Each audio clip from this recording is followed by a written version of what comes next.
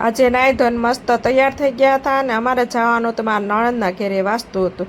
અમે હવાની મોજ માણતા માણતા પહોંચી ગયા અને ક્યાં હવન શરૂ થઈ ગયો તો બધાને રામ રામ સીતારામ મળી અને બવડા રાંદલમાં તેડ્યા હતા. રાંદલમાંના દર્શન કરી લીધા અને પછી ચા પાણી પીવા બેસી ગયા અને 12:30 થઈ ગયા ક્યાં રાંદલમાંની ગોળીઓ આવી ગયું. પછી રાંદલમાંની ગોળીઓને પગ ધોયા, ચાંદલા કર્યા, રાંદલમાં ગોળીના પગ ધોયા અને એને પૂંજાવિધિ કરી અને પછી ગિફ્ટ દેવાની વસ્તુની તૈયારી કરી.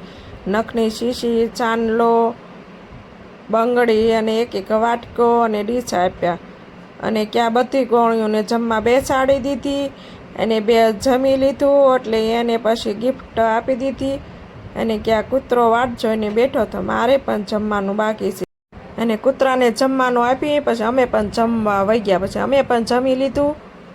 જમીન પછી આરામ કર્યો અને 3 વાગે કથા શરૂ થઈ ગઈ અને કથાની પૂંજાવિધિ કરી અને વાર્તા પૂરી કરી. વાર્તા પૂરી કરી કે પ્રસાદ બની ગયો હતો અને પ્રસાદ ધરી અને થાળ અને આરતી કરી પછી બધાને પ્રસાદ આપી દીધો અને પ્રસાદ ખાવાની તો બહુ મજા આવે.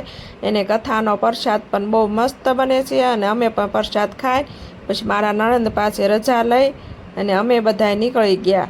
એને હવાની મોજ માણતા અને વાતાવરણ મસ્ત જોતા જોતા અમે ઘેરે પહોંચી ગયા. એને અમારો વિડીયો પસંદ આવે તો લાઈક કરો, શેર કરો અને નવા હો તો સબસ્ક્રાઈબ કરો. Bye bye.